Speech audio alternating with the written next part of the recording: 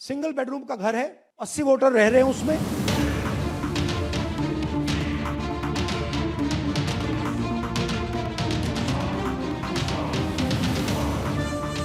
गुरकीरत सिंह डांग, house A413, पूरब manner, 4 बार आता है। और ये सिर्फ एक व्यक्ति नहीं है, हजारों व्यक्ति। इस तरह की गैर जिम्मेदाराना, शर्मिंदगी भरा टिप्पणी एक संवैधानिक संस्था पर कर रहे हैं। इसकी हम बहुत ही भर्त्सना करते हैं। ये आदित्य श्रीवास्तव जी हैं। ये महाराष्ट्र में इनका नाम महाराष्ट्र में है, कर्नाटक में है, उत्तर प्रदेश लखनऊ में है और कर्नाटक बेंगलोर अर्बन में 4 बार आता है। Same photo, same address. और जब हम इन एड्रेसेस को वेरीफाई करने जाते हैं तो कोई एड्रेस नहीं। मैं तो आज राहुल जी से पूछना चाहूंगा, आप इतने प्रिपरेशन के साथ आए थे तो अपने ही अलायंस के बड़े नेता तेजस्वी यादव जी के भी तो 2 वोटर आईडी कार्ड थे, वो भी दोनों वोटर आईडी कार्ड लेकर आते।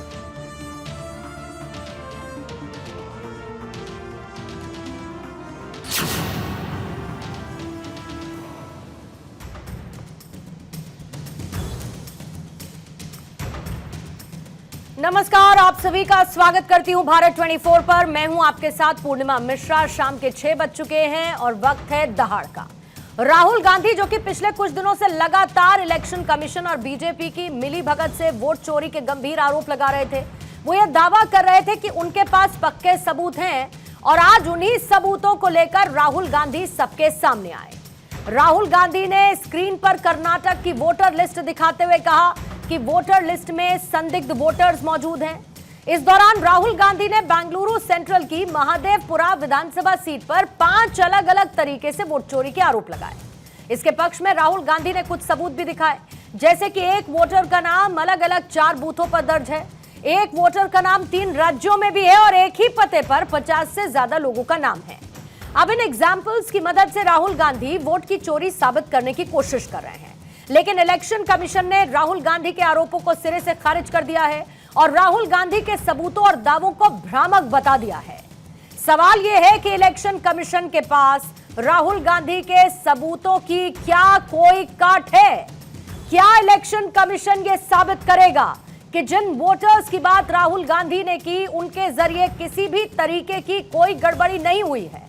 वैसे राहुल गांधी महाराष्ट्र और हरियाणा में वोट चोरी का आरोप लगा रहे हैं और इन्हीं आरोपों के बीच बिहार में एसआईआर की मदद से ऐसे ही फर्जी 65 लाख वोटर्स के नाम हटाए भी गए।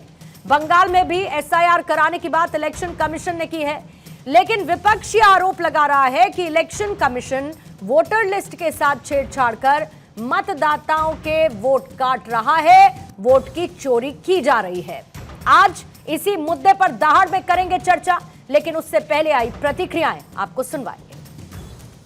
ये देखिए, गुरकीरत सिंह डांग, फादर नेम रणबीर सिंह डांग, हाउस नंबर A413, वो दिखाइए।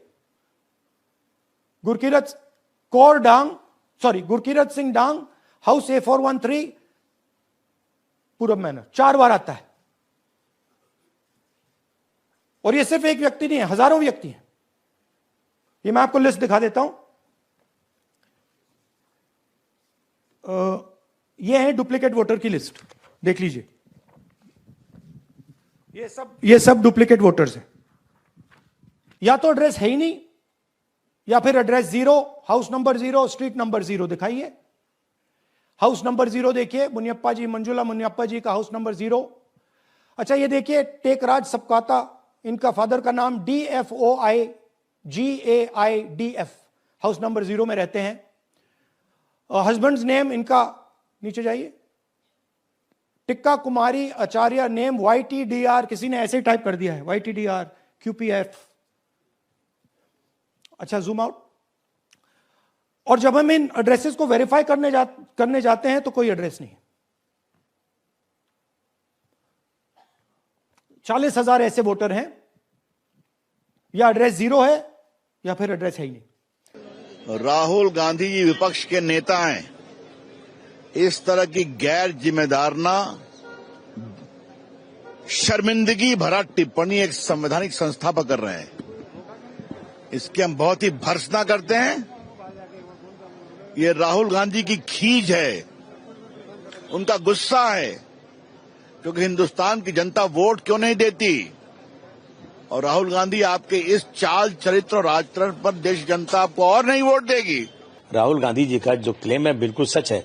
मैं मेरे इलाके में आदमी लोगों ने एक इलेक्शन आया, उसमें वोट दिया, 6 महीने के बाद दूसरा इलेक्शन आया, उन सबके नाम कट गए। उसमें हम चिल्लाते रहे, हर डिपार्टमेंट में गए, कोई सुनने को तैयार नहीं। पहली बात है कि राहुल गांधी और कांग्रेस पार्टी ने आज तक उन राज्यों में कोई भी प्रेस कॉन्फ्रेंस नहीं किया जिन राज्यों में उनको जीत मिली है। ये जो मीठा मीठा गपगप और कड़वा कड़वा थू थू, यह जो सिलेक्टिविटी है कि हम सिलेक्टिव आउटरीच दिखाएंगे, यह भी भारत की जनता देख रही है। तो कहीं ना कहीं एक सिलेक्टिव आउटरीच कांग्रेस पार्टी और राहुल गांधी में देखने को मिलता है। तो आइए जल्दी से आगे बढ़ने से पहले सवालों का जिक्र करते हैं। दहाड़ में आज जिनके इर्द गिर्द रहने वाली है चर्चा, पहला सवाल आज यही रहेगा, वोटर लिस्ट पर बखेड़ा, सियासत का नया अखाड़ा, फेक वोटर लिस्ट नैरेटिव से आएगा ट्विस्ट, राहुल का एटम बम दावों में कितना दम, बिहार चुनाव से पहले वोटर लिस्ट का बखेड़ा, अब की बार विपक्ष का चुनाव आयोग से आर पार। हमारे साथ बीजेपी के प्रवक्ता सिद्धार्थ यादव मौजूद हैं, सुजाता पॉल हैं, कांग्रेस की प्रवक्ता, टीएमसी के नेता संजय सरकार हमारे साथ मौजूद हैं, राजनीतिक विश्लेषक के तौर पर रमनीश वत्स जी हमारे साथ मौजूद हैं। अब से थोड़ी ही देर बाद आरजेडी के प्रवक्ता हमारे साथ जुड़ेंगे और साथ ही हरियाणा के पूर्व इलेक्शन कमिश्नर भी हमारे साथ चर्चा में मौजूद रहेंगे। सभी मेहमानों का स्वागत करती हूँ। सुजाता पॉल जी, आपके साथ ही शुरुआत करना चाहूंगी। राहुल गांधी ने आज जो कुछ भी कहा उसको मैं रिपीट ना करते हुए सिर्फ इतना पूछना चाहती हूँ कि इलेक्शन कमीशन आपके तमाम दावों को खारिज करता है, उसे भ्रामक बताता है। क्या इन सभी सबूतों के साथ इलेक्शन कमिश्नर के पास पहुंचेगी कांग्रेस और इन दावों को तथ्यों के साथ रखेगी उनके सामने, ताकि आगे की कार्रवाई और जिस पारदर्शिता की मांग आप करते हैं वो आपको देखने को मिले? पूर्णिमा जी, बहुत महत्वपूर्ण है समझना कि हम बार बार इलेक्शन कमीशन के पास जाते हैं, मगर जिन्होंने ये ठान ही रखी है कि उन्होंने देश के लोकतंत्र से खिलवाड़ करना है, वोटों में धांधलेबाजी करनी है, भाजपा का साथ देना है, वो कहाँ सुनती है हमारी बात। जब हम उनके पास जाते हैं तो वो हमारी बात नहीं सुनती, और उसके बाद जब हम उनसे लिस्ट मांगते हैं तो लिस्ट ऐसे फॉर्मेट में दिया जाता है जिसका हम एनालिसिस नहीं कर सकते, वो भी उस जमाने में जब डिजिटलाइजेशन हुआ। सीसीटीवी फुटेज मांगते हैं तो सीसीटीवी फुटेज के रूल ही बदल देते हैं और सारा डेटा नष्ट कर देते हैं।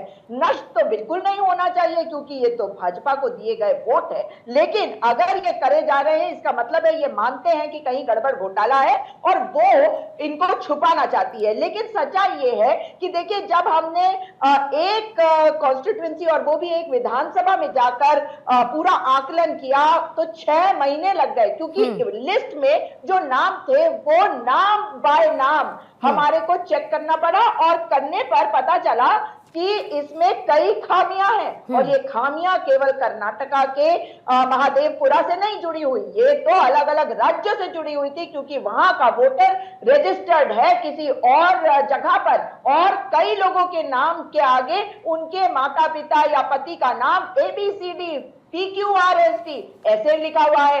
अब ये सारा डेटा कहां से आया है? ये जो समरी रिवीजन थी वो जो जनवरी 2024 में की गई, उस आंकड़े को दिया गया हमारे को, और उसमें से एक विधानसभा को स्टडी करके हमने देखा कि जिसमें लोकसभा में हम बहुत कम मार्जिन से जीते, उसमें हम बहुत ही 3, 4, 5 गुना वोटों से हार गए वहां जाकर जब विधानसभा की बात हुई। तो ये गले नहीं उतरती, और इसी कारण से अब जरूरी है समझना कि आपने ये कहा बातों का जवाब जो नहीं देता। आपने ये कहा सुजाता जी कि कितनी बार मिले इलेक्शन कमीशन से, कितनी बार शिकायतें करें, इलेक्शन कमीशन हमारी सुनता नहीं है।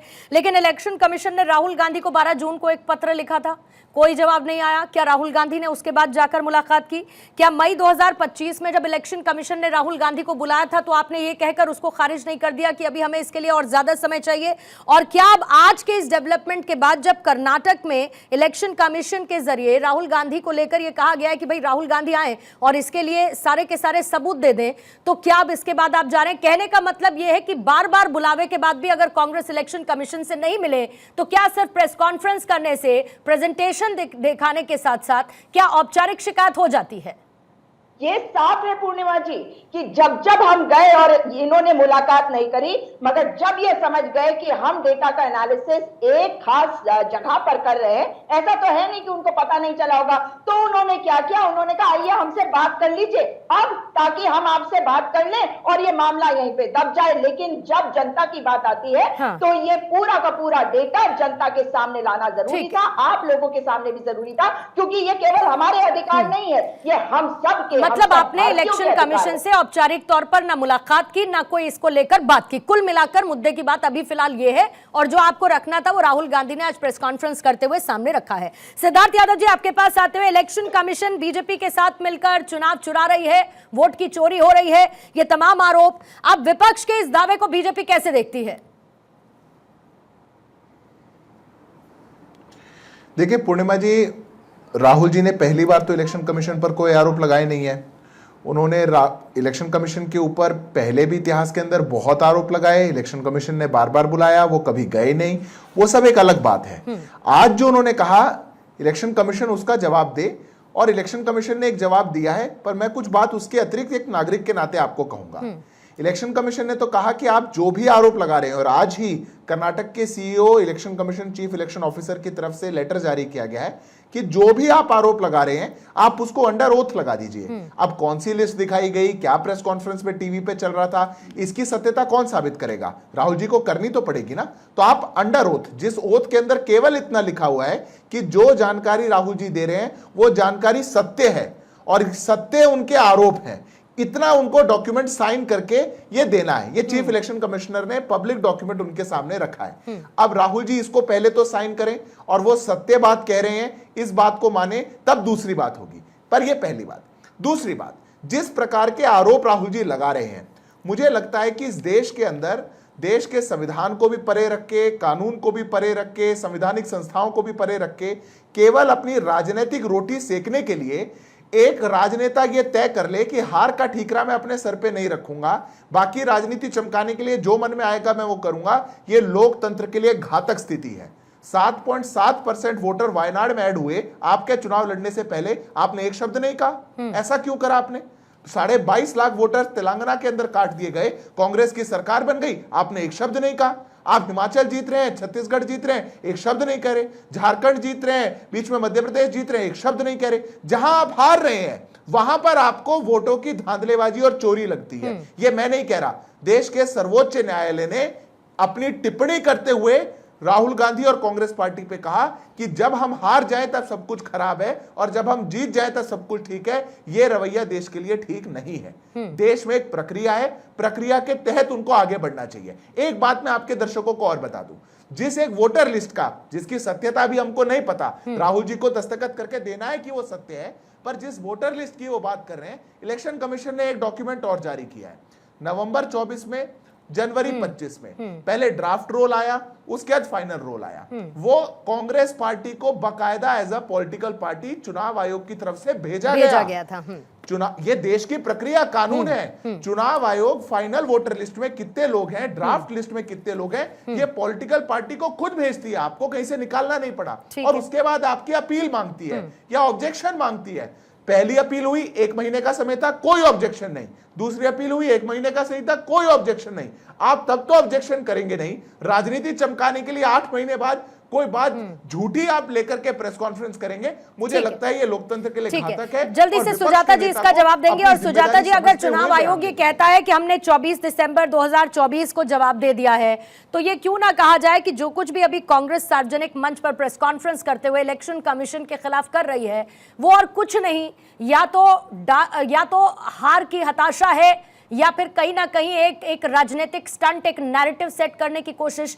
क्योंकि जनता के मन में तो इससे ये जा सकता है ना सुजाता पॉल जी, जिससे इनकार नहीं किया जा सकता कि एक संवैधानिक संस्था सच्ची नहीं है और वो वोटों की चोरी करती है। मैं कहती हूं कि कुछ भी परसेंटेज रहे इसका, लेकिन जनता के मन में ये एक नैरेटिव सेट करने की कोशिश कर रही है क्या कांग्रेस? मुख्य चुनाव आयोग जब सवालों के जवाब नहीं देते मीडिया के और गाने और शेर व शायरी करते हैं, तो वो बताता है कि उनके पास जवाब इसलिए नहीं होते क्योंकि उन्हें सुजाता जी, 1.5-2 घंटे की प्रेस कॉन्फ्रेंसेस हो चुकी हैं, इलेक्शन सुनिए, कमीशन सुनिए, की मैं आप ही की इतनी बात का बार जवाब दे रही हूँ। मैम इतनी मैं आप ही बार, की- और उन मैम सुनिए ना, उन कॉन्फ्रेंसेस को हमने लाइव लगातार काटा, एक एक डेढ़ घंटे की प्रेस कॉन्फ्रेंस में कौन सी ऐसी बात है जो इलेक्शन कमीशन आपको अलग से बैठकर बताएगा, और उसमें भी वो कहता है आप आकर मिलिए। तो आप चाहते हैं कि सुविधाजनक आपके हिसाब से हो तब आप जाकर मिलेंगे, ना कि इलेक्शन कमीशन जो कि एक संवैधानिक संस्था है जिसके ऊपर देश में चुनाव संपन्न कराने की जिम्मेदारी है, वो आपको समय दे तब आप जाकर मिले। एट कन्वीनियंस कैसे पॉसिबल है ये?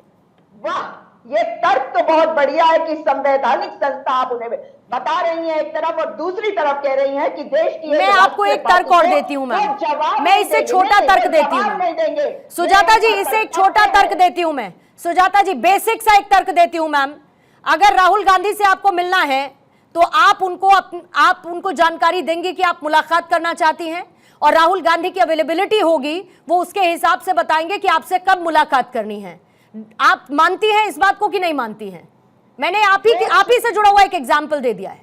बिल्कुल आपने दिया, लेकिन अब सुनिए, ये जो अच्छा, ठीक। संवैधानिक संस्था है, हाँ। जिनका काम है चुनाव करवाना, उनका काम है कि जो पार्टियां, पॉलिटिकल पार्टीज चुनाव लड़ती हैं, उनके हर सवाल का जवाब देना। अगर उनके पास समय नहीं है तो वो चुनाव सही तरीके से नहीं कराएंगे, क्योंकि वो सवालों के जवाब ही नहीं दे रहे, वो बता ही नहीं रहे कि क्या दिक्कत है। वो तो आपको कह रहे हैं ना, उनका 2024 में समाधान जवाब क्या दे है? दिए। मगर ये क्यों है कि भाजपा का हर प्रवक्ता आज ईसीआई चुनाव आयोग का प्रवक्ता बना बैठा है, और भाजपा ये क्यों नहीं कहती कि भैया जो निकाला गया है डेटा, उसका हम भी विश्लेषण करेंगे और देखेंगे कि क्या राहुल गांधी जी ने जो बातें बताई हैं वो सत्य है या नहीं। हम तो कह रहे हैं कि ये जो समरी रिवीजन किया गया था 2024 में, ये डेटा चुनाव आयोग का है, उसी में से निकाला गया है। तो दिक्कत कहां है? और चुनाव आयोग का धर्म और कर्तव्य यही है कि वो चुनाव करवाने के पहले हर समस्या का समाधान जनता के सामने दे। वो पॉलिटिकल पार्टीज के माध्यम से दिया जाता है, नहीं देती तो मतलब गड़बड़ घोटाला है। एक सिद्धार्थ जी, बहुत छोटा सा सवाल और उसका छोटा सा जवाब लेते हुए बाकी लोगों के पास मैं जाऊंगी। इसी बीच में मेरे साथ आरजेडी से डॉक्टर राजकुमार राजन साहब भी जुड़ चुके हैं। राजन साहब, आपका भी स्वागत करती हूं। अगर कुछ छिपाने लायक है नहीं सिद्धार्थ जी, और सब कुछ इतना ट्रांसपेरेंट है, सबकी पारदर्शिता है, बीजेपी का चुनाव आयोग के साथ कोई रोल नहीं है, तो फिर क्या दिक्कत है अगर वोटर लिस्ट का सार्वजनिक ऑडिट हो? तो एक सत्यता प्रमाणित हो जाएगी, क्या दिक्कत है उसमें? कोई दिक्कत नहीं है पूर्णिमा जी, कोई दिक्कत नहीं है। मैं कह रहा हूं सार्वजनिक ऑडिट इलेक्शन कमीशन मेरी जानकारी और कानून के हिसाब से अपने इलेक्टोरल रोल को पॉलिटिकल पार्टियों को और कैंडिडेट्स को खुद देता है। ये ऑडिट ही है। जो चुनाव लड़ रहा है और जो पार्टी चुनाव लड़ती है उसके पास electoral roll officially election commission से आ रहा है। जो इलेक्टोरल रोल बन रहा है वो कानून के तहत बन रहा है, ट्रांसपेरेंट तरीके से बन रहा है। पीपल ऑफ रिप्रेजेंटेशन एक्ट है इस देश के अंदर, इलेक्शन कमीशन का एक्ट है इस देश के अंदर, कि इलेक्टोरल रोल कैसे बनेगा ये सामने है। मेरा प्रश्न दूसरा है, राहुल जी को इस बात से क्या समस्या है कि वो सत्यता की बात कह रहे हैं, इस बात पे दस्तखत करके दे दें? इलेक्शन कमीशन ने कहा कि आप ओथ पे साइन कर दीजिए, केवल एक लाइन लिखी है कि जो जानकारी और जो आरोप राहुल जी लगा रहे हैं वो आरोप सत्य है उनके हिसाब से, उतना तो साइन कर दीजिए। या प्रोपेगेंडा ही करना है, या झूठ ही बोलना है, या देश में नैरेटिव ही बनाना है, सिर्फ मीडिया को दिखाना है? इलेक्शन कमीशन ने तो कल बुलाया है आपको, 1 बजे से 3 बजे का समय दिया है। आप जाएंगे नहीं जाएंगे कौन जाने, पर मीडिया के सामने अलग कहानी करेंगे, पीछे से कुछ और करेंगे, ये गड़बड़ है। ठीक है सुजाता जी, जाएंगे कल। एक तो राहुल गांधी क्या 1 से 3 का जब समय मिला है, बस मुझे शॉर्ट में इसका जवाब दे दीजिएगा। और दूसरा जो सवाल सिद्धार्थ जी ने पूछा है कि क्या सिग्नेचर करके राहुल गांधी देने को तैयार हैं अगर चुनाव आयोग की तरफ से कर्नाटक के कहा गया है तो? अगर जनता के बीच में आकर प्रेस कॉन्फ्रेंस करके हमने बताया है, सारे तथ्य सामने रखे राहुल जी ने, तो वो तथ्य इस चुनाव आयोग के जनता कन्विंस अगर है मैम तो उसका फायदा चुनावों में मिल जाएगा। ये डेटा जनता नहीं, चुनाव आयोग। सुजाता जी मैं इसको बहुत सिंप्लीफाई कर रही हूं। मैं कह रही हूं जनता के बीच आप आए, बहुत अच्छी बात है, और जनता आपकी बातों से कन्विंस होगी, चुनावों में आपको सीधा फायदा मिलेगा, और उसके लिए आपको पहले से ही मैं बधाई दे देती हूं। लेकिन अगर इलेक्शन कमीशन को बताना है तो इलेक्शन कमीशन को ही बताना पड़ेगा। अगर सुप्रीम कोर्ट को बताना है तो सुप्रीम कोर्ट में दलीलें देनी पड़ेंगी। ये वो जगह है जहां सीधे जवाब देना पड़ेगा। अरे इंतजार तो करिए, जब जनता के बीच में हम तथ्य लेके आए हैं, समय दे तो दिया है मैम, तो चुनाव आयोग के लिए भी है ना। ठीक है, कल समय मिला है 1 से 3 का। मैं ठीक है, अगर आप लोग जाएंगे तो बहुत अच्छी बात है। अगर ये गलत है तो ठीक है, आप लोग जाएंगे तो बहुत अच्छी बात है। इलेक्शन कमीशन ने फिर समय दिया, या आप अपनी सुविधा अनुसार समय मांग लीजिए, फिर देख लेते हैं क्या होता है। पहले रमनीश जी आपके पास आ रही हूँ, फिर उसके बाद फौरन संजय सरकार जी और साथ ही राजकुमार राजन साहब, मैं आपके पास भी आऊंगी। रमनीश वत्स साहब, इस पूरे सिनेरियो को आप कैसे देखते हैं? क्योंकि एक तरफ विपक्ष कहता है इलेक्शन कमीशन पर आरोप लगाते हुए बहुत गंभीर मामला है, जो वोटों की डुप्लीकेसी और किस तरीके से एक ही पते पर अलग अलग राज्यों में एक ही नाम से उसी फोटो के साथ जो राहुल गांधी की तरफ से सामने रखा गया है। अब राहुल गांधी जो कुछ कहते हैं, एक तरफ वो इलेक्शन कमीशन की विश्वसनीयता पर सवाल उठाता है, क्या जनता के बीच में भी एक परसेप्शन, एक नैरेटिव को सेट करता है, और क्या एट द एंड इसका आधार है चुनावों में फायदा मिलने का? बिल्कुल, देखिए सारा लब्बो लबाब जो चल रहा है पूर्णिमा जी, ये 65 लाख जो फर्जी वोटर खास करके देखा जाए बिहार में जो हटाए गए, उसमें से आप देखा जाए जो मृत व्यक्ति हैं या जैसे बिहार से जो अलग अलग राज्यों में जो पलायन हुए लोग हों, चाहे फर्जी वोटर के नाम पे हों, ये सारे की सारी चीज़ें मुझे लगता है कि ये होना लाजमी होता है कि किसी अन्य राज्य में भी, चाहे पश्चिम बंगाल की बात की जाए, चाहे तेलंगाना की बात की जाए, जो फर्जी वोटर हैं इसके पहले भी हटाए गए हैं चुनाव आयोग के द्वारा। और ये सारी चीज़ें यदि होती है तो संविधान के तहत होती है, और मुझे लगता है कि चुनाव आयोग एक संवैधानिक संस्था है, उसका एक पूरा अधिकार बनता है कि इस तरह की चीज़ों को दुरुस्त कर सके।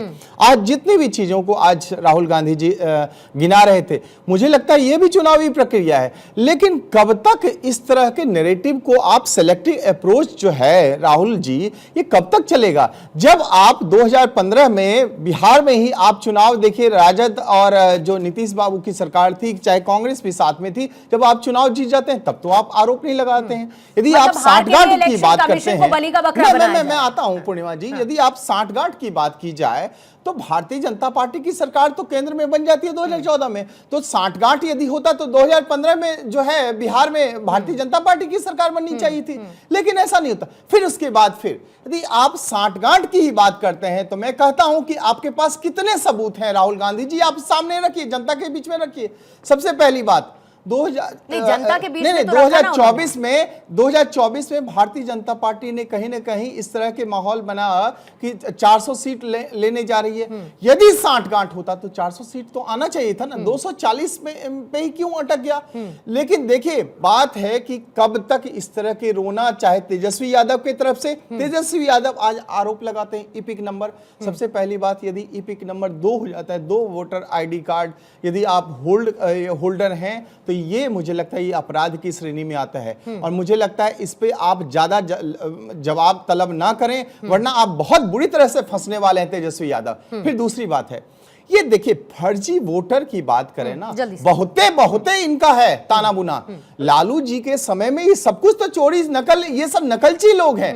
तेजस्वी यादव हो चाहे राहुल गांधी जो, ये सब नकलची के सरदार माने जाते हैं। आज इन्हीं की बात की जाए, मैं एक बस 30 सेकंड आप मुझे दे दीजिए पूर्णिमा जी।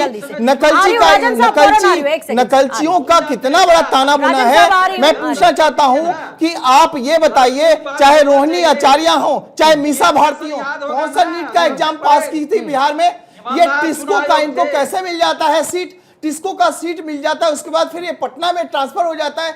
ये आप बताइए MBBS की सीट कैसे मिल जाती है? ये सारी चीजें जो भी होती है, आप जो लगा रहे हैं, मैं कहना चाहता हूँ, चाहे सुजाता पॉल हो, चाहे ये राजद के प्रवक्ता हो गए, ये सब जो है चीजें अब बंद कर। राजन साहब, ये बात भी तो फिर है ना कि अगर इलेक्शन कमीशन इतना ही आपको निष्पक्ष नजर नहीं आता, इतनी ज्यादा आपको लगता है कि सब धांधलेबाजी इलेक्शन कमीशन में चल रही है, तो सर बहुत खुश लोकसभा चुनावों में बिहार में जब आरजेडी के पास अच्छे नंबर्स आए तो you people were very happy. अगर ऐसा था तो इलेक्शन कमीशन धांधली कर रहा होता तो आरजेडी के पास तो वो नंबर आते ही नहीं सर, किसी भी तरीके से नहीं आते। तो कुल मिलाकर क्या एक नैरेटिव सेट करने के लिए पूरा का पूरा अलायंस एकजुट हो रखा है क्या? और इलेक्शन कमीशन जो कह रहा है उसको एक बात कहकर खारिज कर देना है कि इलेक्शन कमीशन बिका हुआ है, बीजेपी के इशारे पर काम कर रहा है, हम नहीं मानते इलेक्शन कमीशन क्या कह रहा है।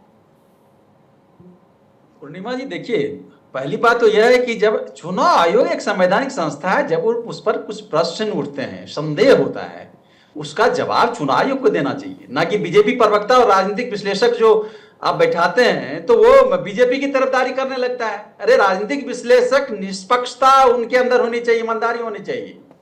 कहाँ बात चल रही है? राहुल गांधी जो अपनी आज बात प्रेस रखिए ना कॉन्फ्रेंस किया है, चले सर। गए। मेरे सवाल का जवाब लालू दीजिए यादव के ना। समय राजन पर। साहब मेरे सवाल का जवाब दीजिए अरे please। अपने दर्पण को ठीक से देखना ठीक चाहिए है। कि चेहरा साफ राजन दिखे। साहब मेरे सवाल का जवाब देंगे सेशन के प्लीज। समय हाँ लालू यादव चीफ मिनिस्टर बने थे ठीक फुल है। मोहम्मद से। हाँ ठीक ये है देश सर। देखा है। दूसरी बात ये भी पूर्णिमा जी देखा कि देखिए, एन कोई सेशन नहीं। को ठीक। लोकसभा का टिकट भी आयोग मिल जाता है। एक संवैधानिक ये भी देखा है संस्था ना। है और उस संवैधानिक संस्था में जब तक आम आवाम की विश्वास है तो लोकतंत्र का वो स्तंभ है।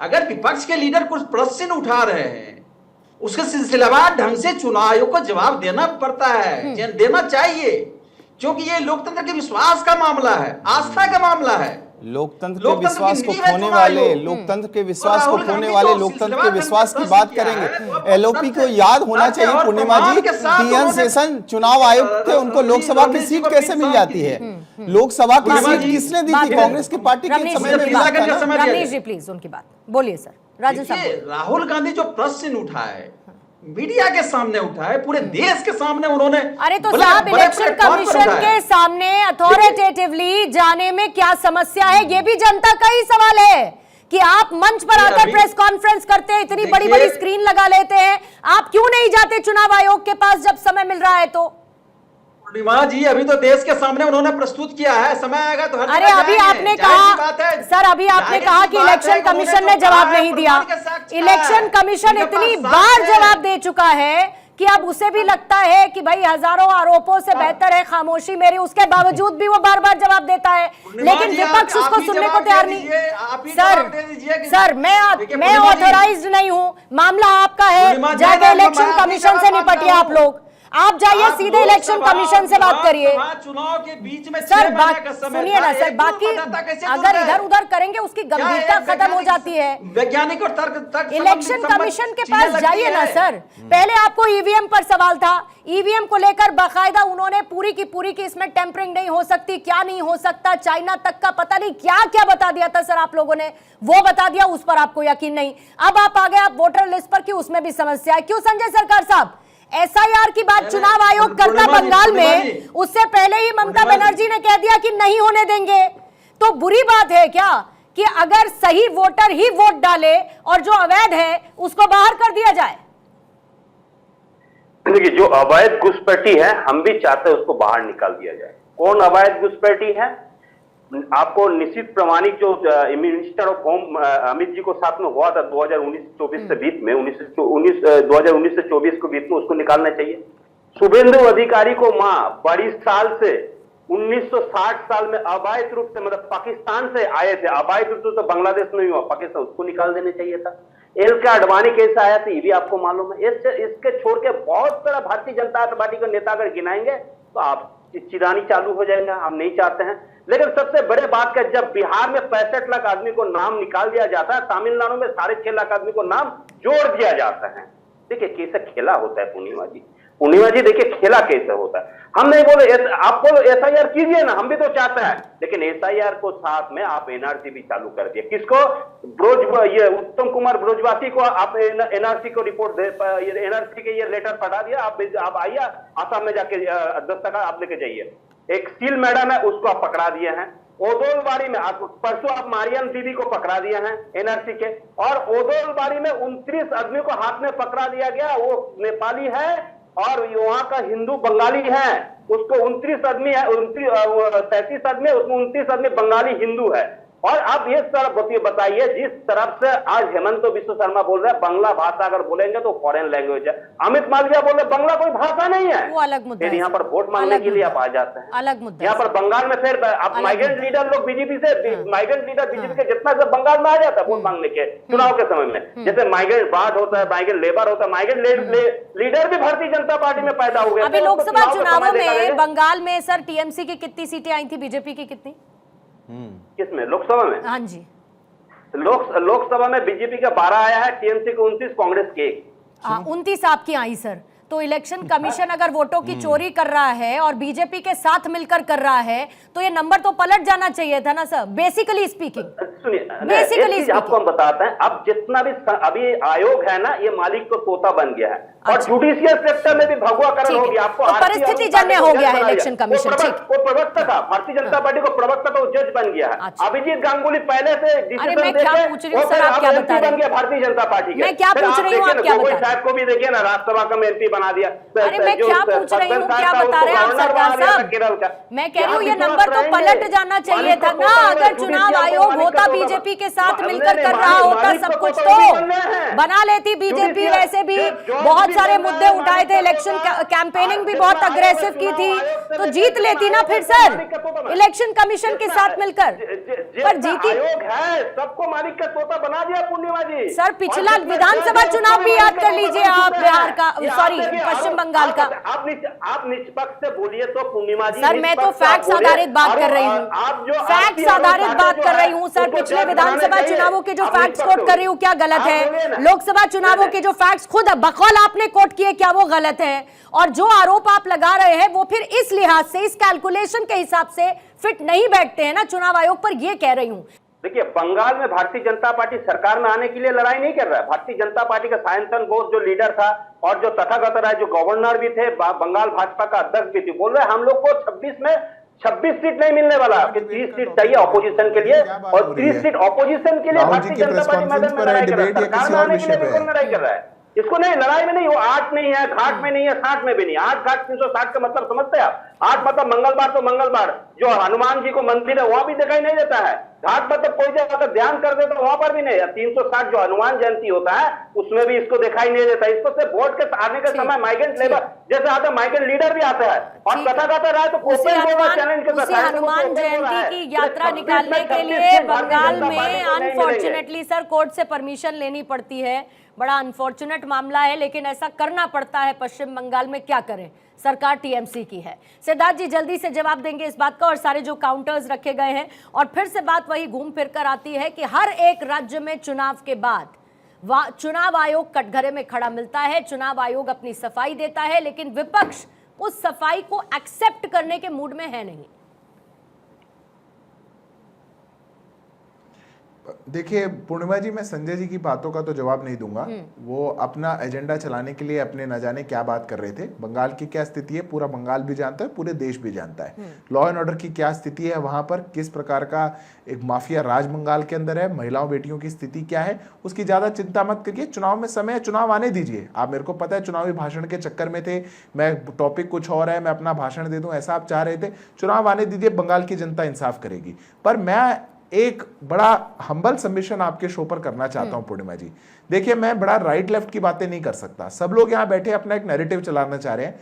मैं पेशे से वकील हूं और केवल कानून जानता हूं। अगर आपको इलेक्शन कमीशन पर कुछ बात कहनी है या इलेक्शन कमीशन की कोई प्रक्रिया पर आपको गलत लग रहा है, मीडिया में कहना वो स्थान नहीं है। इलेक्शन कमीशन में आपको जाकर के कहना पड़ेगा। उसका एक सेक्शन 20AB है इलेक्टोरल रोल्स का, उसके अंडर आपको जाकर के इलेक्शन कमीशन में फॉर्मल कंप्लेंट देनी पड़ेगी कि इलेक्टोरल रोल्स में ये समस्या थी, ताकि इलेक्शन कमीशन उस पर कार्रवाई शुरू कर सके। जो भी आदमी उस पर अपनी कंप्लेंट दर्ज करा रहा है उसको अपनी सत्यता बतानी पड़ेगी। अब देश की संवैधानिक एजेंसी है, देश के चुनावी प्रक्रिया का मामला है, सेंसिटिव विषय है। आप क्या देश के लोगों का भरोसा टेस्ट करना चाहते हैं? भरोसा उठता जा रहा है, उठता जा रहा है। कौन उठा रहा है? किसी का भरोसा नहीं उठ रहा। आप पूरी कोशिश कर रहे हैं कि देश के चुनावों से लोगों का भरोसा उठा दें, ताकि हम जो बार बार हार राहुल जी के नेतृत्व में 60 बार कांग्रेस पार्टी हार गई, उस हार का ठीकरा कहीं तो फोड़ें। पर इस सस्ते लोकप्रियता के लिए, सस्ते लालच के लिए आप देश को कटघरे में खड़ा कर रहे हैं। और क्यों आपको फॉर्मल कंप्लेंट करनी है? क्योंकि अभी कांग्रेस पार्टी की प्रवक्ता कह रही थी हमने तो जनता के बीच में कह दिया, उससे बड़ा क्या होता है? ऐसे देश नहीं चलता। देश कानून से और संविधान से चलता है। आपको फॉर्मल कंप्लेंट इसलिए करनी है क्योंकि अगर आपने झूठ बोला तो सेक्शन 31 है पीपल रिप्रेजेंटेशन एक्ट का, आप पर कानूनी कार्रवाई करी जाएगी। यह कानून कह रहा है। आप हाईकोर्ट में इलेक्शन पिटिशन लेकर के जा सकते हैं, उसके अलावा कोई दूसरा तरीका नहीं है। संविधान कह रहा है, जो संविधान कहे, जो कानून कहे, वो तो मानेंगे नहीं। हमारा इटली का राज चल रहा है, हमारे परिवार का राज चल रहा है, मन का राज चल रहा है, जो मन में आएगा वो कहेंगे। इलेक्शन कमीशन बुलाएगा तो जाएंगे नहीं, इलेक्शन कमीशन पूछेगा तो बताएंगे नहीं, पर मीडिया में आएंगे और नैरेटिव बनाएंगे। अगर ये आपकी कहानी है तो आप देश में अपनी चीजों को सुधार लीजिए, क्योंकि जनता जानती है कि आपके हार के कारण क्या है। नहीं, लेकिन ये भी तो वो कह रहे हैं ना कि बीजेपी पर एंटी इनकम्बेंसी का असर नहीं होता, बाकी सब पर उनका असर हो जाता है। जानबूझकर वो इलेक्ट्रॉनिक डेटा नहीं देते हैं, ऐसी लिस्ट देते हैं जिसे मशीन से भी नहीं पढ़ा जा सके, फिर कहते हैं कि हमने डेटा उपलब्ध करा दिया, हमने डेटा उपलब्ध करा दिया। तो क्या इसको ईज आउट करने का कोई तरीका नहीं है सिद्धार्थ जी? नहीं, बिल्कुल, मैं तो कहता हूं अगर ऐसा कोई कंस्ट्रक्टिव सुझाव कांग्रेस पार्टी दे कि उसका इलेक्ट्रॉनिक डेटा दिया जाए, उस पर इलेक्शन कमीशन पे बिल्कुल बात होनी चाहिए। मैं मना नहीं कर रहा, आप इलेक्शन कमीशन के सामने पक्ष रखिए, इलेक्शन कमीशन अपना पक्ष रखेगा। इलेक्शन कमीशन हर रूल के लिए ट्रांसपेरेंटली हर पॉलिटिकल पार्टी के साथ बैठता है। पर पूर्णिमा जी, ये काम कर कहां रहे हैं? इनको तो मीडिया में नैरेटिव बनाना है, इनको तो देश में इलेक्शन कमीशन को वोट चोर बुलाना है। ये तो खुद हार गए हैं, तो ये कहना है कि वोट चोरी हुई थी इसलिए हार गए। पर तेलंगाना में नहीं हुई, केरल में नहीं हुई, झारखंड के अंदर नहीं हुई, जहां ये जीत रहे वहां नहीं हो रही। वेस्ट बंगाल में कोई वोट चोरी नहीं है, हरियाणा के अंदर वोट चोरी हो रही है। ये जो आपके दिमाग में फितूर है अपनी हार के ठीकरे को छुपाने का, इस फितूर को छोड़ दीजिए, आधी समस्याएं दूर हो जाएंगी। ठीक है, जल्दी से सुजाता जी आपसे जवाब लेती हूं मैं। जी देखिए, अभी कहा गया कि इलेक्शन कमीशन के पास क्यों नहीं गए, तो आपको याद करा देती हूँ कि 2 जुलाई 2025 को इलेक्शन कमीशन के पास बहुत दबाव जब इलेक्शन कमीशन पर पड़ा, तब उन्होंने विपक्ष की 11 पार्टियों को बुलाया, फिर उसमें भी लोगों को बाहर कर दिया और कहा कि सिर्फ 2 लोग, तो कुछ 4-5 लोग एक्स्ट्रा थे, उनको बाहर कर दिया। हर पार्टी से 2 लोग जाके उनसे मिले। मगर सवाल तो ये उठता है कि भारतीय जनता पार्टी सवाल क्यों नहीं उठाना चाहती, क्योंकि इनके यहाँ तो एक ही व्यक्ति है और वो व्यक्ति जो करे वही सही, लेकिन यहाँ पे लोकतंत्र है। अब देखिए, बिहार के जो एसआईआर में अभी पता चल रहा है जी, डोनाल्ड ट्रंप का नाम समस्तीपुर से और एक राम सन ऑफ दशरथ और कौशल्या खगड़िया से आ गया। तो ये तो एसआईआर पे सवाल उठाया जाएगा ना, ये सवाल भाजपा क्यों नहीं उठाती, सवाल ये उठता है। दूसरी बात, अगर ईसीआई को ये पता चल रहा है कि गड़बड़ियां हो रही हैं, तो जवाब तो उनको इसका देना पड़ेगा ना।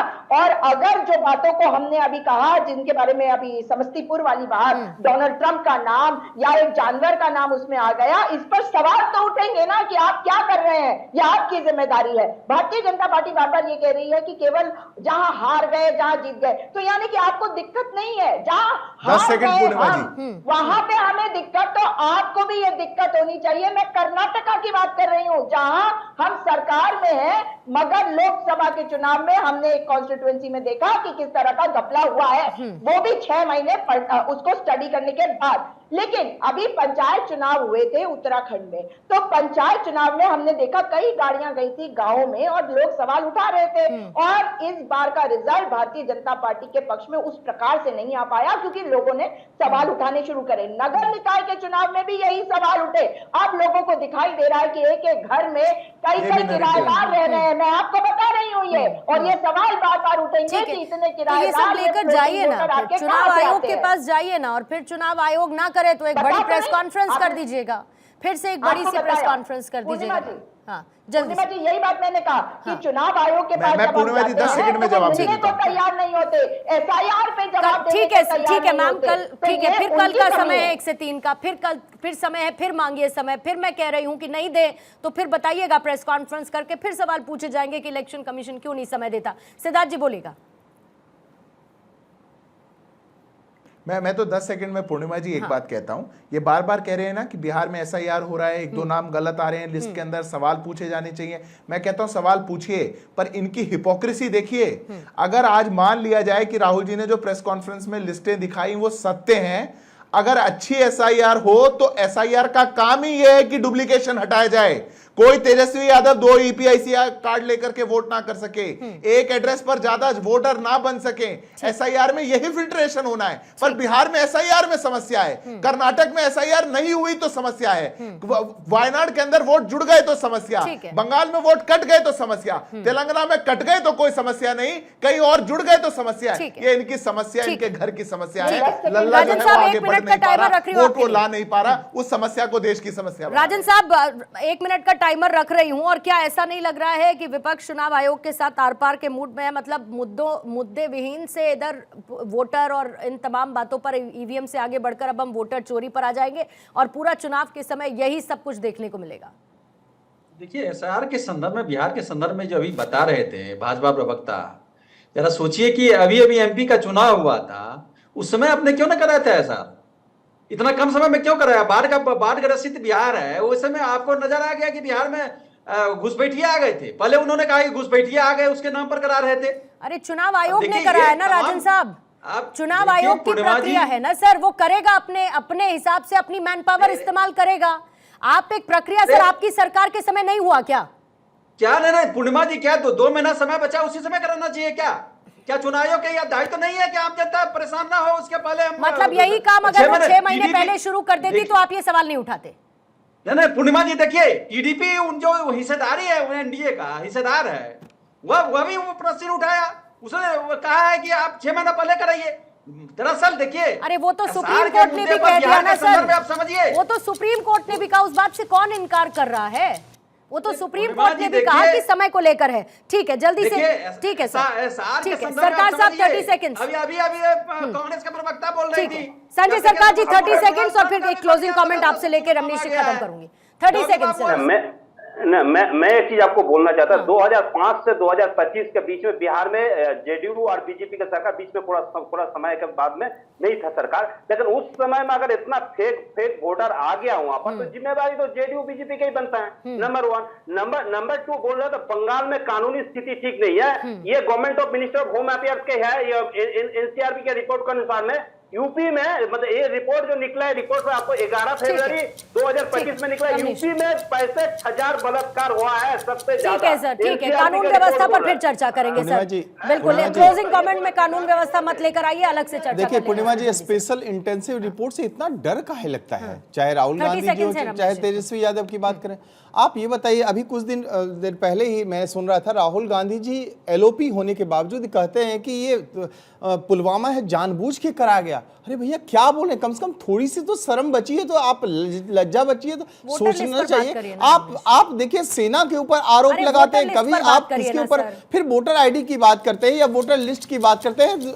पटना के जो ये डीएम है, जिलाधिकारी, उन्होंने कितना करारा जवाब दिया है, उसका जवाब जाकर के आप देखिए, मुंह छुपाने के लिए इनके पास जगह नहीं है तेजस्वी यादव। और बात करें कि देखिए जिस तरह से फर्जीवाड़ा और फेक लोग जो है ना, जिस तरह से जीते आए हैं, आज इनको डर लग रहा है। देखिए आप मुद्दे की बात करिए, विकास की बात करिए, आप जनता के बीच में जाइए, किस तरह की योजनाओं को लेकर के आप जाएंगे जनता के बीच में, बिहार के बीच में आप क्या लेके जा रहे हैं, इन मुद्दों को लेके जाइए।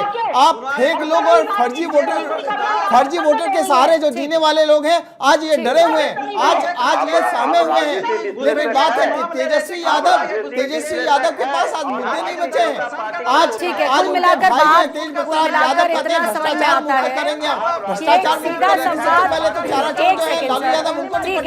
कुल मिलाकर सीधी सी बात यह है कि एक बहुत सीधा संवाद होना चाहिए, एक क्लियर कम्युनिकेशन होना चाहिए, वो कम्युनिकेशन सार्वजनिक होना चाहिए, और वो कम्युनिकेशन होगा विपक्ष के आरोपों के बीच में चुनाव आयोग के साथ, ताकि जनता को एक क्लैरिटी मिले, कोई भ्रम की स्थिति नहीं होनी चाहिए, क्योंकि यही जनता है जो आने वाली सरकार को तय करेगी, चुनाव कहीं पर भी हो। बहुत बहुत शुक्रिया आप सभी का, सिद्धार्थ जी, सुजाता पॉल जी, संजय सरकार साहब, रमनीश जी आपका भी शुक्रिया, और साथ ही राजन साहब आपका भी धन्यवाद दहाड़ में जुड़ने के लिए।